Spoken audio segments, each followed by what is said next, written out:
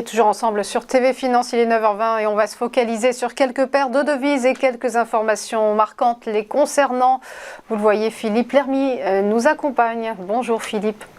Bonjour Roselyne. Vous êtes trader formateur et ancien chef trader d'une banque centrale. Alors on va d'abord se concentrer sur ce qui va animer les marchés cette semaine.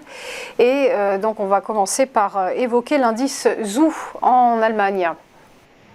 Oui, alors les attentes des investisseurs devraient être en hausse pour le quatrième mois consécutif, hein. L'indice donc devrait montrer une amélioration du sentiment des investisseurs allemands, hein, étant donné que la Fed et la BCE semblent avoir atteint le pic de leur taux directeur, hein. Cette amélioration sera évidemment la bienvenue étant donné le pessimisme qui règne sur les chiffres européens. Alors à contrario, ce qui pourrait faire chuter à nouveau cet indice, c'est la situation au Proche-Orient, car s'il y avait une escalade, cela conduirait donc à une hausse des prix du pétrole et du gaz, hein. Mais ce n'est pas le cas heureusement pour le moment.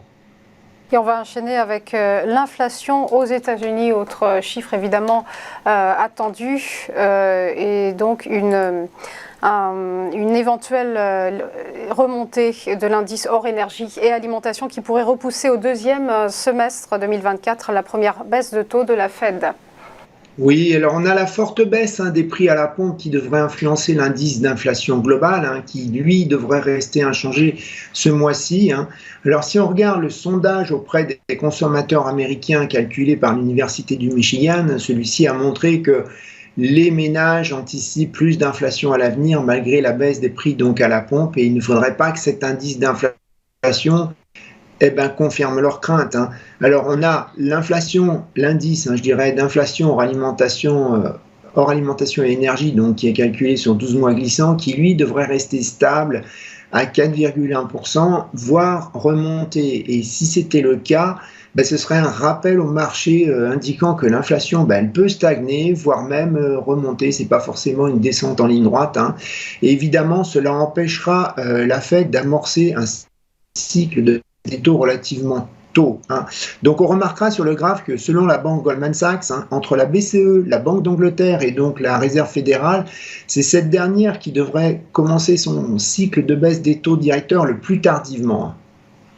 Et on va enchaîner avec l'inflation au Royaume-Uni. Et là, c'est une forte baisse qui est attendue. Oui, elle est attendue à 4,8% contre 6,7% le mois précédent, hein. Alors en fait, cette baisse elle va être principalement due aux effets de base avec la disparition dans le calcul du mois de septembre 2022 qui avait subi donc une très forte hausse de l'essence, hein. Alors il y aura aussi la baisse de 7% du plafond des dépenses d'énergie par les ménages, hein, qui est décidé par l'Ofgem, hein, c'est le régulateur britannique indépendant de l'énergie, hein. Et donc le plafond pour les ménages, le plafond de dépenses d'énergie pour les ménages, il est passé de 1976 livres sterling à 1834 livres sterling, hein. Alors, je vous rappelle que l'inflation, on part de très loin, hein, puisque je vous rappelle que l'inflation au Royaume-Uni avait atteint un pic à 11,1% en octobre 2022. Alors l'inconvénient pour les marchés, c'est que l'inflation hors alimentation et énergie devrait, elle, baisser beaucoup moins, voire très peu, hein. De 6,1 en septembre, on l'attend, selon les économistes, à 5,8-6%, hein. Ce qui n'arrangerait pas les affaires de la Banque d'Angleterre, hein, car cela signifierait que les pressions inflationnistes domestiques restent élevées, hein. Et on va enchaîner avec les ventes au détail aux États-Unis. Et là, c'est une baisse qui est attendue après 6 mois de gains consécutifs. Oui, les ventes au détail devraient être impactées négativement par les ventes de véhicules, qui sont en baisse, ainsi que les dépenses via les cartes de crédit, hein. Donc, vous voyez sur le graphe, la Fed de New York a reporté une hausse des défaillances sur ses cartes de crédit par les millennials, qui ont contracté des crédits auto et des prêts étudiants, hein.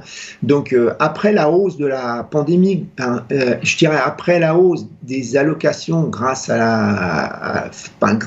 pendant la pandémie, je dirais, depuis l'épargne des ménages baisse, hein, maintenant, et les conditions de crédit en plus se durcissent, hein. Alors de surcroît, c'est durant le mois d'octobre, hein, donc la reprise des remboursements des prêts étudiants va commencer à peser, hein, donc sur les ventes au détail inévitablement, hein. Alors du côté des ventes au détail aux États-Unis, c'est au Royaume-Uni, c'est une hausse qui est attendue.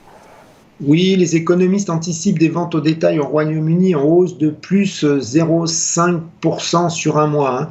Alors cela ferait suite à une baisse significative donc au mois de septembre et à des ventes d'habits pour l'hiver étant donné le refroidissement de la météo au Royaume-Uni.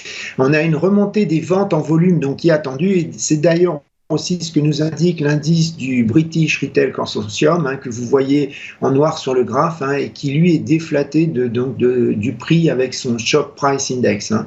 Alors le souci, c'est que cette amélioration risque de ne pas durer, hein, étant donné les difficultés persistantes qui pèsent sur les dépenses des consommateurs britanniques, hein. Et enfin, toujours cette menace de shutdown aux États-Unis, c'est un peu le feuilleton qui se poursuit. Oui, alors la fermeture totale des agences fédérales, apparemment, elle apparaît peu probable, hein. Alors pour la deuxième fois cette année, donc on a l'administration américaine qui a préparé les fonctionnaires à une fermeture, hein, malgré donc l'annonce du nouveau speaker de la Chambre des représentants, M. Mike Johnson, hein, qui a déclaré, je cite, faites-nous confiance, hein. Alors on a le Freedom Caucus, hein, qui continue de refuser de voter une Continuing Resolution Bill, hein, tant que des coupes drastiques donc, dans les dépenses budgétaires ne seront pas réalisées, hein. Alors s'il y avait une fermeture des administrations fédérales, cela pourrait commencer techniquement dès vendredi soir prochain, donc le 17 novembre, donc je dirais samedi à minuit, hein. Ce serait environ un total de 2 millions de travailleurs, donc civils et personnels militaires, qui seront renvoyés chez eux ou forcés de travailler sans être payés. Alors pour nous, traders, même si cela va faire les grands titres des journaux américains, cela n'aura pas d'impact durable sur les marchés à court terme pour l'instant. Surtout que Mike Johnson, donc le leader de la Chambre, propose de voter une loi par compartiment, ce qui permettrait de reporter le vote sur les sujets de désaccord à plus tard et donc permettre que certaines administrations ne ferment pas, hein. Donc, ce projet, c'est un projet à l'origine du Freedom Caucus, hein, qui pour l'instant, évidemment, est entièrement rejeté par les démocrates et même certains républicains modérés, hein. Alors, il faudra en fait utiliser toute crainte comme une opportunité de se positionner à bon niveau, hein. Et donc, on surveillera donc dès mardi matin la loi qui va être présentée au vote dès mardi après-midi pour nous, je veux dire, la loi qui sera présentée au vote par Mike Johnson, hein. En tout cas, les leaders du Grand Old Party se sont engagés à voter la loi cette semaine, hein. Donc on verra cela dans les faits, hein, car dans la pratique, Mike Johnson, il a déjà dû retirer 2 projets de loi de dépenses de l'ordre du jour après le refus de certains républicains modérés.